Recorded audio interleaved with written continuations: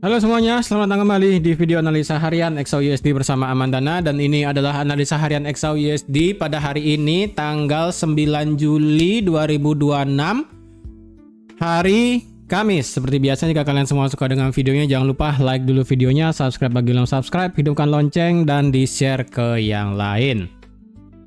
Oke, di sini kita melihat marketnya itu mengalami banyak banget drama ya. Dramanya itu sangat luar biasa sekali. Jadi kemarin sore itu kan pada saat sesi live itu beneran marketnya bikin kita gimana ya, kalang kabut ya. Marketnya di sini drop jauh ya, dari dia 4120 sampai 4040. Buset, tuh gede sekali ya kan. Kemudian dia retrace naik ya kan. Di sini kalau kalian lihat juga, kalau ada yang ngambil sell seperti yang saya infokan di sini ya kan, antara dia ngambil retest dari breakout structure-nya atau di 5 menit area base-nya. Di sini ada area base ya kan, di jam berapa nih? Jam 10 ya kan, engulfing, retest lagi. Terjadi change of character di sini kecil, retest lagi.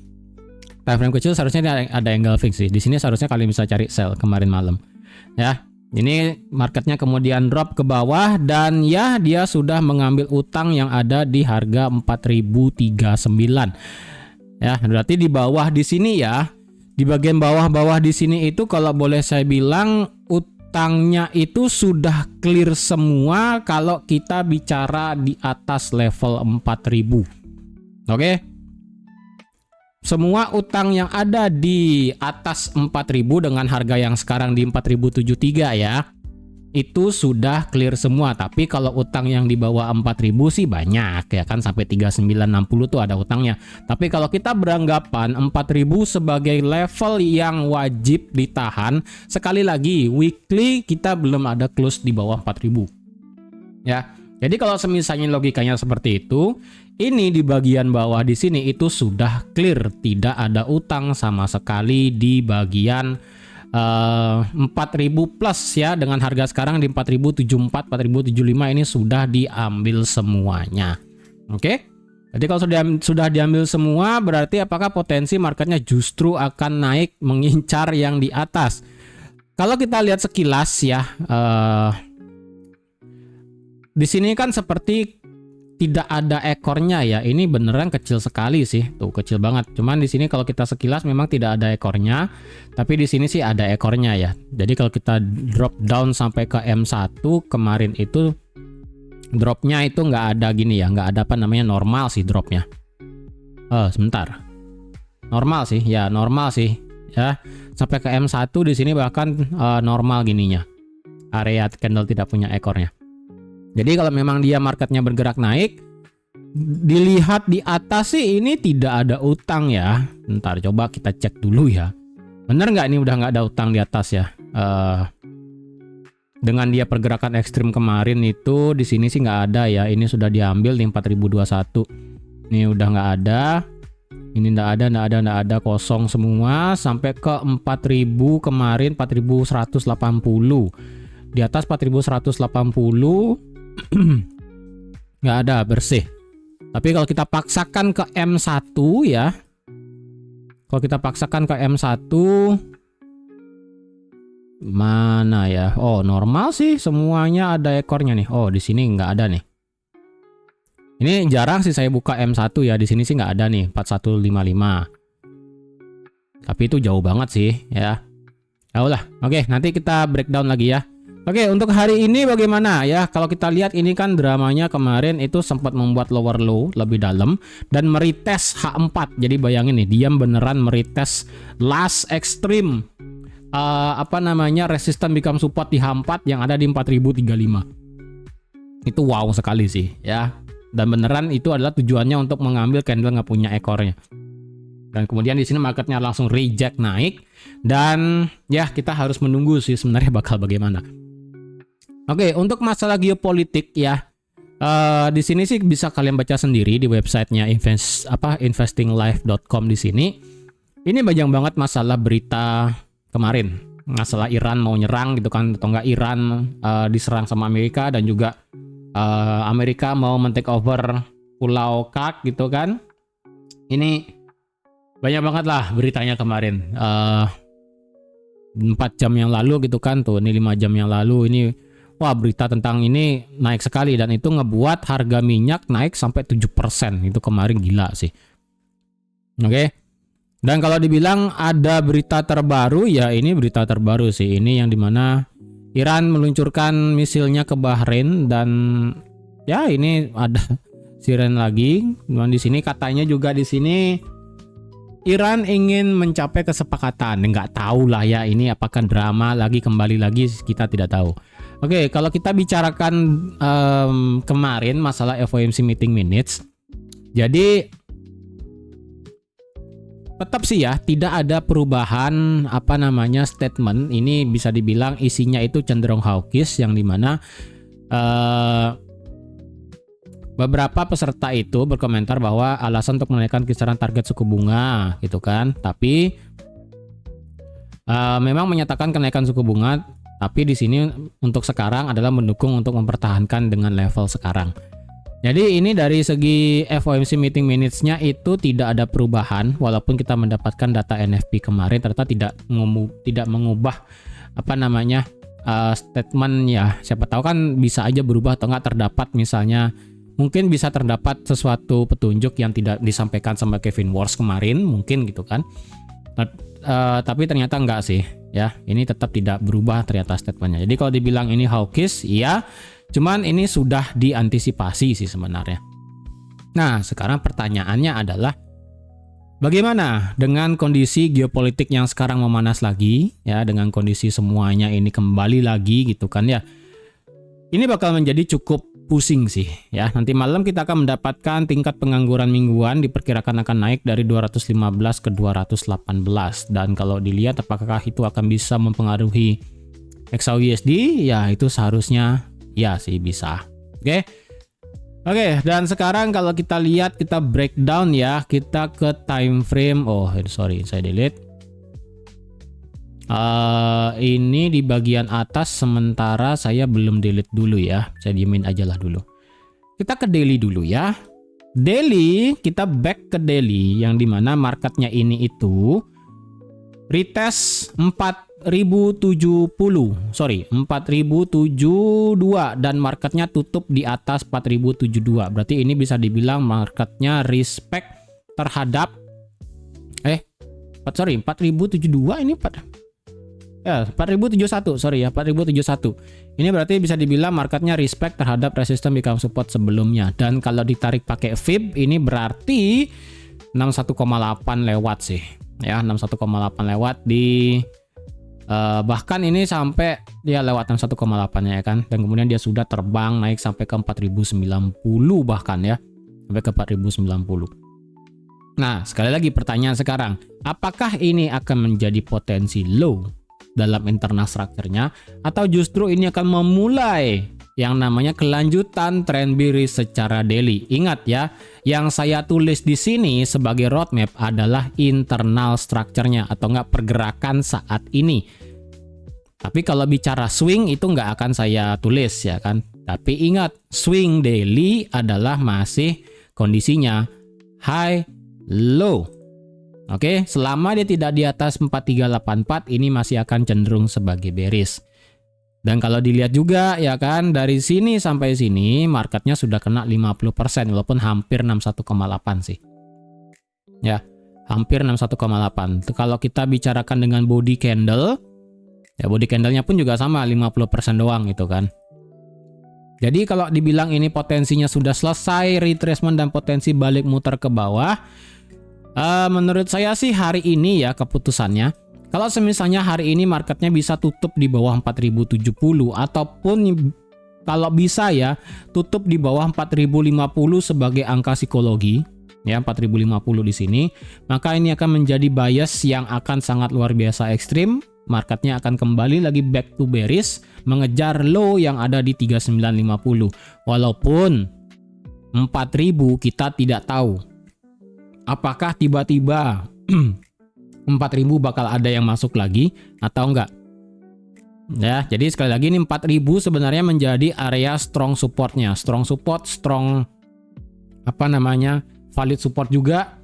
Jadi ini bisa dibilang area yang cukup berbahaya.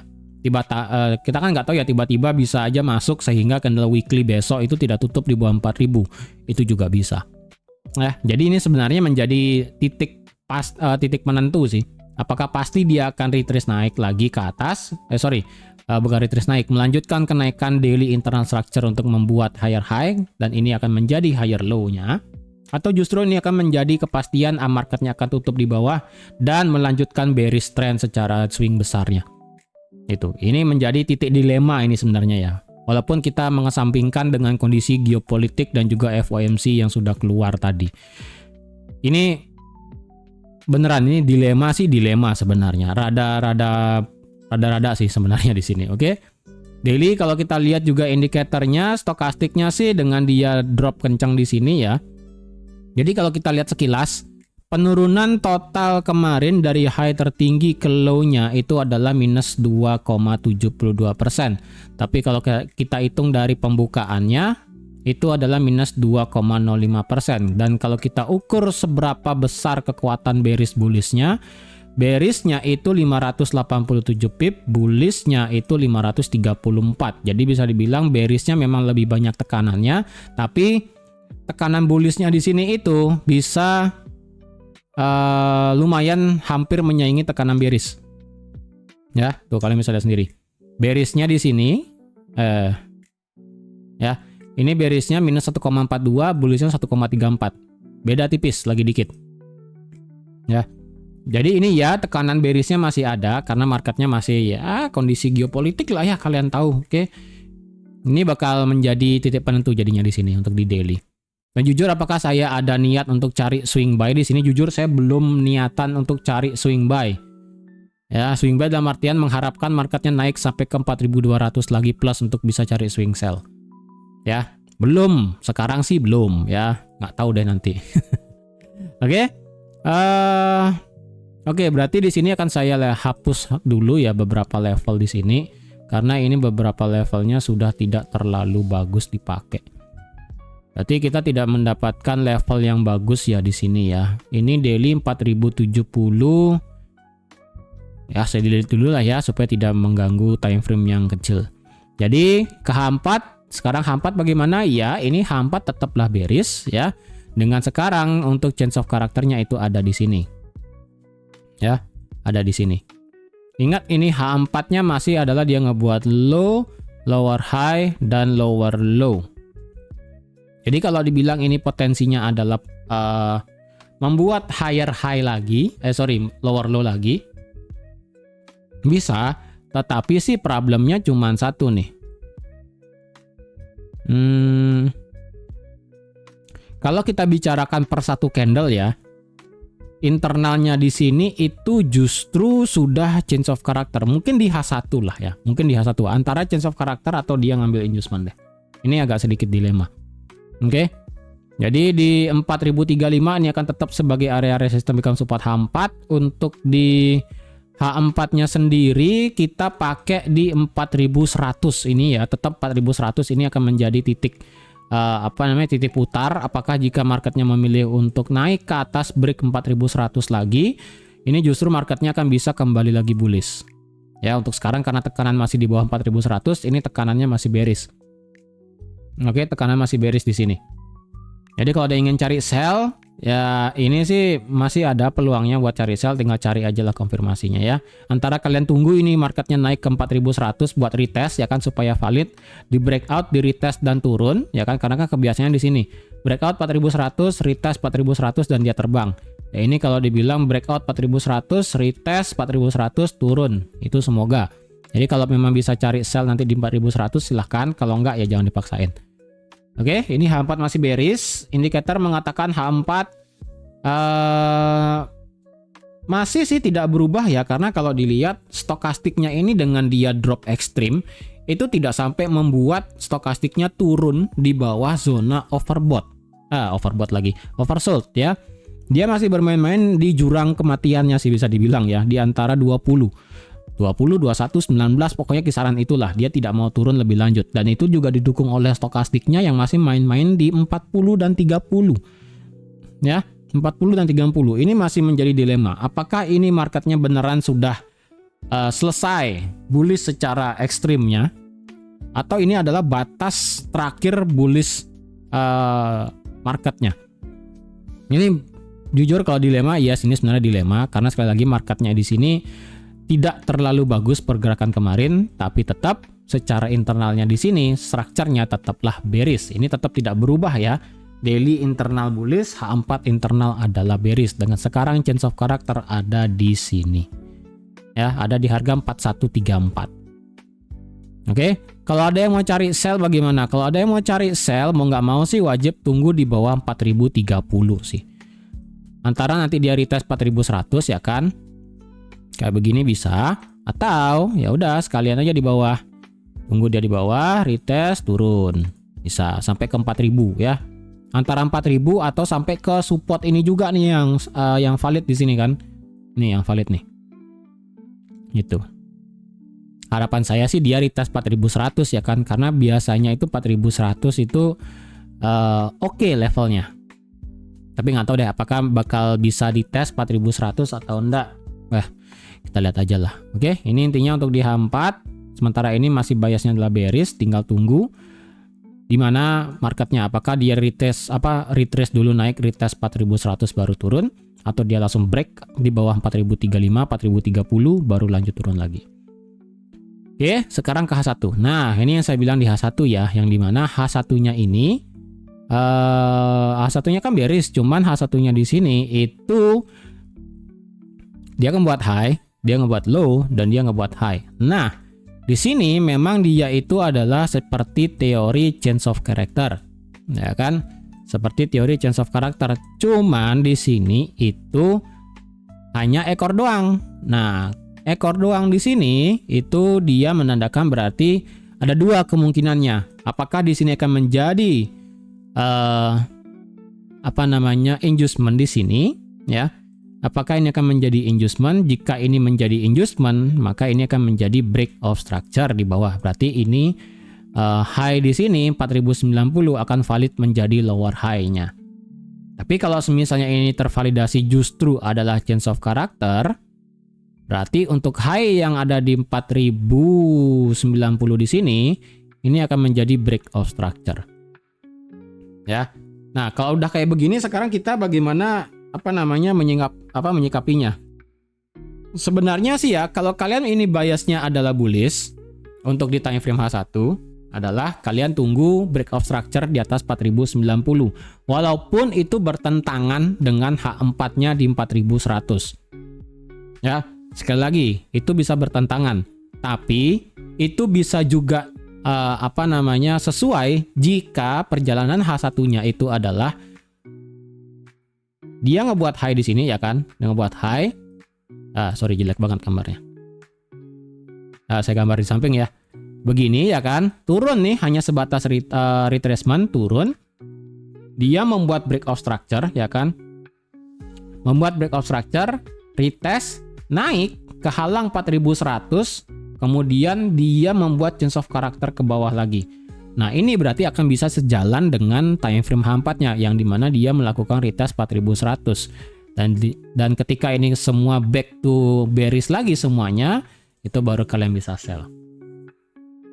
Jadi kemungkinannya bisa begini ya, bisa cari sellnya. Tetapi jika H1-nya justru begini ya kan, high, low, tutup di atas 4100 dan langsung mengejar area supply paling atasnya di H1, dan turun dan tidak ada penurunan lebih lanjut lagi, berarti H4-nya potensi akan terjadi change of character. Dengan demikian, harga di atas 4137 akan menginvalidasi bearish, marketnya akan back to bullish. Oke, jadi sebenarnya kepastiannya untuk bisa ini bullish adalah satu, marketnya tembus 4100 dengan volume kuat dan langsung menghajar area supply. Dan ketika dia nabrak area supply itu tidak ada tekanan bearish yang terlalu kuat. Turunnya hanya sebatas untuk retest 4100. Nah, itu baru ada tanda-tandanya marketnya akan bisa untuk change of character di time frame H4. Tapi kalau dia pelan-pelan kayak begini, nah ini yang bahaya nih. Justru kita bisa cari sell nanti di bawah. Oke. Itu ya. Ini untuk di H1 kayak begini skenarionya, jika dia break of structure di atas, berarti itu adalah bullish, tapi ingat H4-nya itu masih bearish dengan potensi retest 4100. Jadi lihat dulu yang mana skenarionya yang jadi, apakah ini atau ini. Kalau dia blast ke atas gitu kan, terbang semua ke atas gitu, ya hati-hati. Ini justru marketnya bakal bisa kencang naik. Entah apa yang bikin dia naik ya. Karena untuk sekarang sih sentimennya ini belum ada tanda-tanda naik sebenarnya. Apakah hanya sebatas mungkin tiba-tiba nih, I don't know ya, out of nowhere tiba-tiba Iran mau buat deal baru atau enggak mau ada gencatan senjata dan tidak akan menyerang lagi dan sebagainya, mungkin tiba-tiba kayak begitu jebret, oil turun, indeks dolar turun, ini langsung naik lagi. Ya, ini langsung terbang nggak karu-karuan. Jadi bisa aja market itu kembali lagi ke dalam high pada saat Trump ngomong kemarin jam 4 sore di sini. Bisa. Oke, jadi hati-hati. Jadi kalau sudah di tengah kayak begini ya, ini dilema. Kalau kalian ingin cari buy, ya ini bisa dibilang sebagai change of character, tapi ini juga bisa sebagai inducement. Tinggal pilih sebenarnya sih. Mau yang mana? Mau yang di atas atau mau di bawah gitu ya. Secara H1 seperti itu, indikator coba kita lihat ya. Indikator sih mengatakan kemarin itu dia ngebuat bullish divergence sih, ya. Secara RSI tapi bullish divergence-nya. Tumben sih RSI-nya ada buat divergence di sini tuh. Ya kan? Tumben RSI divergence, biasanya stokastik yang buat divergence. Kalau stokastik sih ini lambat banget sih divergence-nya. Loh ya kan. Dari sini dia divergence-nya. Dari ketika drop di bawah 4100 dia ngebuat divergence. Cuman ya udahlah, apakah ini valid divergence-nya untuk ngebuat penembusan ke atas? Ya kita lihat aja lah. Oke. Nah, berarti sekarang H1 apa ditulis? Apakah bullish atau bearish? Kalau kita bicarakan keinginan saya, ya kalau keinginan saya sih ini bullish. Ya, keinginan saya sih ini bullish, tapi bukan saya niat untuk cari buy. Tapi kalau memang bisa dicari buy sih, saya akan niatan cari buy. Kalau enggak sih ya udah, gitu. 15 menit. 15 menit. Low diambil. Oke, 15 menit ini bullish juga berarti. Nah, ya, untuk sekarang sih ini 15 menitnya bullish. Ya, kenapa nih bisa saya bilang bullish 15 menitnya? Karena di sini dia drop, ya kan kencang banget nih. Drop, lower high, lower low, diambil, inducementnya jauh banget ya kan. Nah, kenapa ini bisa saya bilang sebagai inducement ya? Karena dia sudah ngebuat lower low. Ya. Nah, di sini kan terjadi inducement berarti. Ini inducement diambil, berarti 15 menit terjadi change of character. Berarti 15 menitnya sekarang ini masih tegak lurus naik jebret ya. Karena tidak ada high yang lebih tinggi di atas 4090. Ini high tadi itu sampai 4090, ini 4089. Di sini kan 4091. Jadi 15 menit ini masih tegak lurus dia naik. Hebat sih ya, dari jam setengah 12 malam dia naik terus kencang sampai jam 3 pagi. Wah, itu hebat sih. Jadi kalau begini apakah kita cari buy? Better kepastian H1 deh ya. Kepastian H1 supaya kita bisa pasti nih apakah dia beneran back to bullish atau enggak. Karena di sini cukup intact soalnya dengan level penting ya 4100. Jadi kalau mau bullish lebih pasti 4100 lewatin dulu deh. Baru kita bisa cari buy. Kalau di sini cari buy bukannya nggak bisa, cukup berbahaya. Walaupun 15 menitnya saya bilang ini bullish ya. Ya, coba kita ukur pakai Fibo ya dari sini sampai sini. Ya, ini sih 38,2 ya. Ini sih 38,2 cuman agak berat sih, agak berat jujur ya, agak berat. Move-nya ini tuh masih rada kacau. Jadi semenjak dia ngebuat swing kayak begini ya, ini ibaratnya itu tidak terlalu smooth pergerakan marketnya, nggak kayak kemarin di sini loh ya kan, enak di sini. Jadi semenjak awal Juli, lebih tepatnya 4000 awal Juli dan sampai sekarang itu kurang begitu smooth untuk masalah pergerakannya. Entahlah apa yang menyebabkan ini ya. Mungkin memang dari segi geopolitik sih yang bikin hal seperti ini.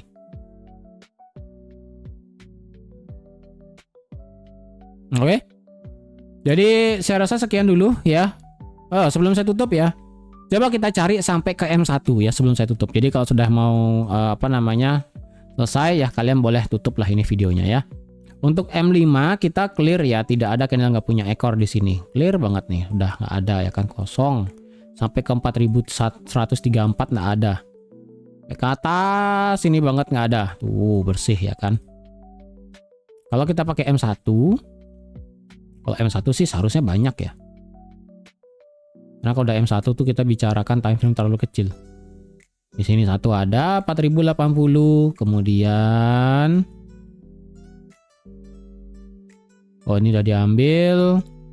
Ini belum tuh, sampai yang high di sini aja nggak ada ekornya nih. Tuh kan, di 4091 nggak ada. Terus kalau kita lihat drop yang kemarin sore, mana dia? Wah, nge-lag. Nge-lag internetnya.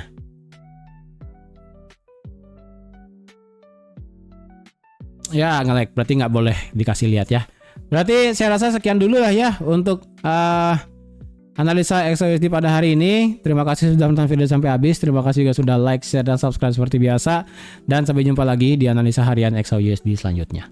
Bye-bye.